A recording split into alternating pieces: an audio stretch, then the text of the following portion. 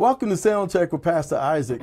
I'm super excited today because I'm with my best friend, Philip Kirby, and we've been friends for a long time. And he's going to probably tell you a little bit about it. He'll probably even tell you some stories I don't want him to tell, but we're just going to have a great time. Curb, it's good to be here. Oh, I call him Curb, by the way. And when I'm doing my talking on the phone, it doesn't know what I'm saying. When if I say Curb, it's like, what's going on? Yeah, I'm doing good. And I started calling you Bernard when we were young. Yeah. And then when you went to college, I guess you got a little more formal and a little more uppity there. So you became Isaac. And so then I remember I guess coming home from school or something and being around some of the friends, and they were like calling you Isaac. Right. And I was like, who is Isaac? First, I was like, who is Isaac? Then I'm like, oh, that's you. Yeah. And then I was like, when did his name change? I said, oh, he must be calling, that must be what he told him to call him at college. So then, but it was difficult because it was like, I'd been calling you Bernard so long, but then around your friends, I'm like, okay, let me call him Isaac so we can all be relatable. Right. But then it seemed like it just evolved to where then I started calling you Isaac. It became more comfortable. Okay. So now that's what I call you. I call you Isaac now. Plus, our friend Joe Ellison always called me Ike. Oh yeah, yep. Yeah. So you had a few different names that you've gone by. Yeah, so this is my friend Philip. I know I've mentioned him so many different times. In fact, I'll probably put an episode at the bottom right here scrolling so you can go back and check that episode out that I had a dream about him. And I don't even know if you saw the episode or not, but it was so many years ago that thing happened. This is the Philip that I've always been talking about. So after 200 and some episodes, finally he's on here. That time to come. Yeah. So we met. What year was it when we met? We met I remember the day that we met. It was 1971. Okay. April, because our family moved out to Heckler Village. Right. And so I believe we moved on a Friday, and I remember it was raining. But then the next how does he remember all of that? Day? But the next day, I remember getting up with my dad, and we were just like walking around the yard, first day, just checking everything out. And so I remember looking up, up the street, here comes this car driving down. It was a blue Volkswagen. Yeah. And it came down, but then it curved, to kind of come on where we were. So I said, okay. So it slowed up and came. And so then your dad, kind of rolled down the window and he spoke to my dad. Right. Because they both worked at DuPont. Right. Right. And so he was like, hey, how you doing? Welcome to the neighborhood. How things going? And so they kind of talked. And I do remember you were sitting in the passenger seat. Right. And I just saw a person over there and, saw it was somebody of my age. Right. And so I'm just, waiting. So then eventually, we started to do introductions. Right. And so, your dad said, hello, he said, this is my son, Isaac. And I remember you people, like, hey. And I'm well, back then he said, this is Bernard. Oh, yes, right. He said Bernard back then. So, and so we greeted each other. So, that was literally when we first met. Okay. Yeah, so that's what I recall from that. Now, I remember that part. That's the day I remember. Okay. Oh, my goodness. Wow. Okay. 1971. Yeah. And we've been friends all of this time. And I heard somebody say recently that they don't call all the time or see each other all the time, but when they get together, it's like nothing was missing. And that's how Philip and I are. Yes. Always. We've always had a connection. Yeah. In fact, I remember one time, this is way before COVID, way before any other disease stuff was going on, bloodborne pathogens. I remember we cut our fingers and we put our fingers together and we said, we are blood brothers. Yeah, that's right. We did. Yep. We did that. Yeah, it's been 54 years. Wow. 54 years that we've been friends. And you've been my longest friend in this world. Right. Really, I've known nobody longer than I've known you. Right. And it's ironic. The first person I meet, when we moved, is the person that ultimately became best friends, and then God we connected us. This relationship has been continued up until this day. Yeah. So that's just a blessing. Yeah. Yeah. So, I did want to share, how, God calls us calls us friends, and that's something we kind of appreciate and rejoice in. And to have, but the scripture also says there's a friend that sticks closer than a brother. Right. And that's how I kind of look at our relationship, is that our friendship is beyond just really being friends. Okay. It's definitely a brother relationship. And that's what we've kind of always, to me, always maintained. Because Right. I didn't have no brothers, and I don't think you didn't. I never had a brother. I always wanted a brother. Right. And so we both didn't have natural brothers, but through ourselves, through our relationship, we've kind of forged that type of a situation, and Right. it's just been and something, just been a fantastic journey that we've kind of had together through, a lot, same neighborhood. We both were, ran track. Right. We both were in the band and did that whole relationship. Of course, we both went to college, and then in going to college, the Lord met us there and changed both of our lives. Right. And We're going to probably talk about that on our next segment. So Yeah. please let somebody know Soundcheck is on. Let them know Philip's here. Let them know they're going to have to come back next week and see what else he's talking about with this relationship that God Yes. calls each one of us to have. Yes, yeah, definitely. So, it's been good. I think I think the friendship the friendship just evolved through our relationship in the neighborhood. I mean, Right. we would get together, and some of the fond memories that I have, just growing up. I mean, one was coming to hang over your house, eating Giuseppe pizza.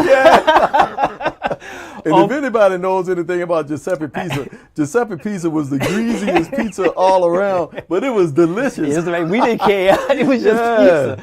And so I'd come there at Isaac's house, and I remember I could look out of my front, out of the window, and Isaac lived about 2 blocks down from me, and this was before all the trees grew up and everything like that. Right. But I could look down, and so I would look at Isaac's house, this one that's okay. Is he at home? Yeah, because we were right on that corner before it right, started turning curving. the curve.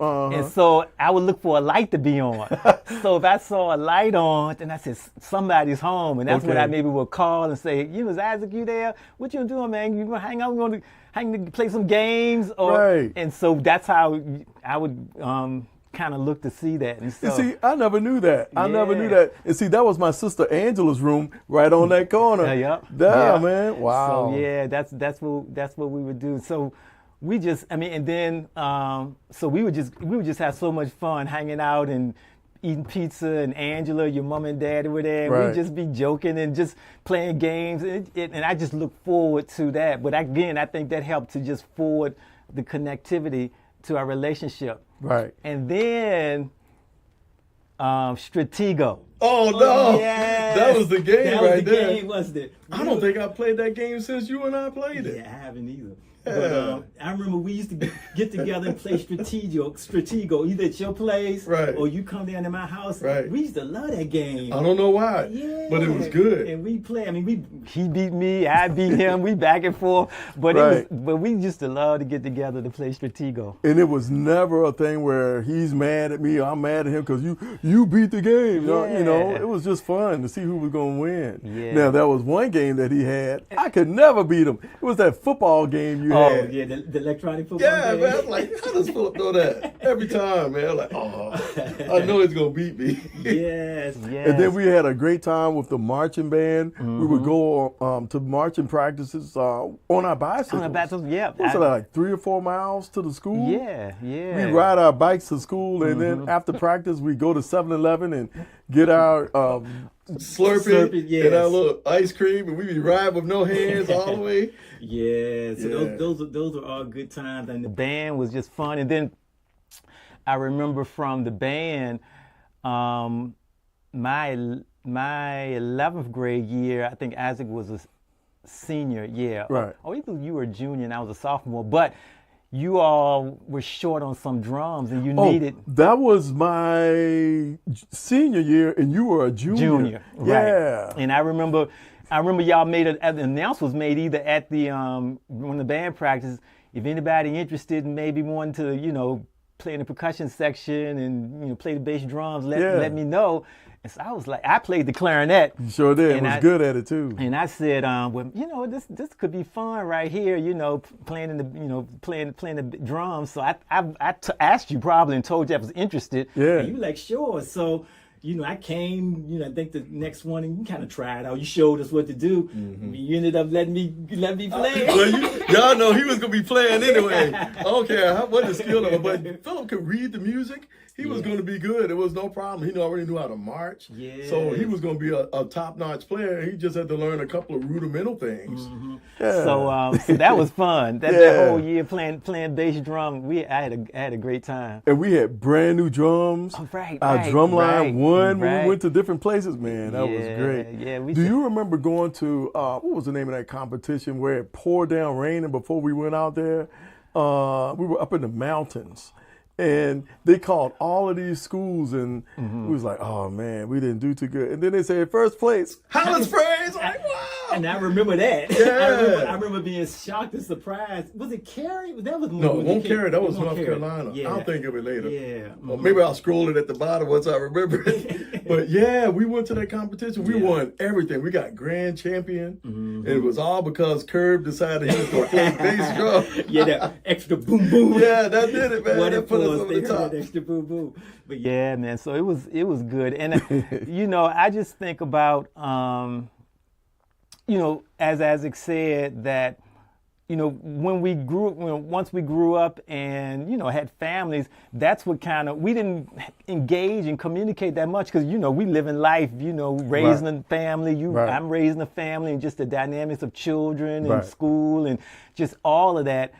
Our lives, necessarily crossed them. We went to different churches, and we both, focused in our churches and spent a lot of time. That's kind of where our attention was. But whenever we would talk or whenever we would see each other, I just marveled at how we would just be instantly pick up and as if we just talked a few days ago, and it'd be amazing. And I remember I would get off the phone. I'm like, it felt like we just we've been talking on a regular basis, right? But we hadn't been maybe 5 years, or it's been a good little while. Yeah, sometimes it was a distance, and we've always been in the same city, so it wasn't like we were hundreds of miles apart. Right. But our hearts were never apart. Right.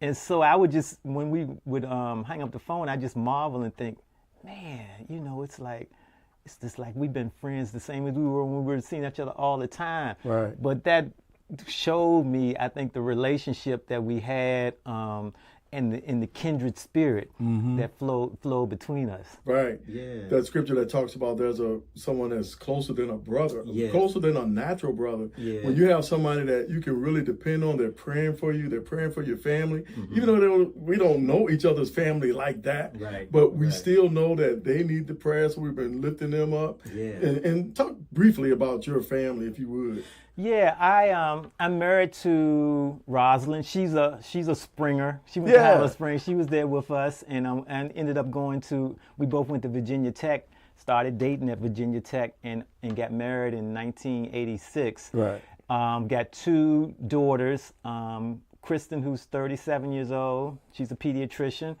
And my youngest daughter is Ashley, who's 31 years old. She's a CPA. And I actually have my own CPA practice, Kirby and Associates. And we're here now. Yes, we're here now in the conference room. And my daughter works with me, so I'm glad about that. Joy to have her.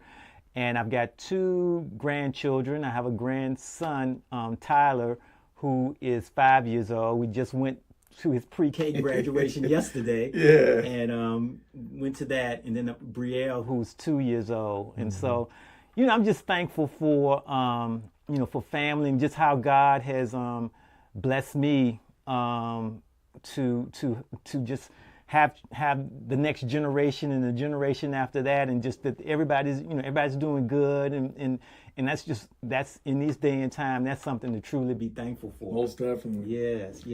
Yeah, well, we're going to have to come back again.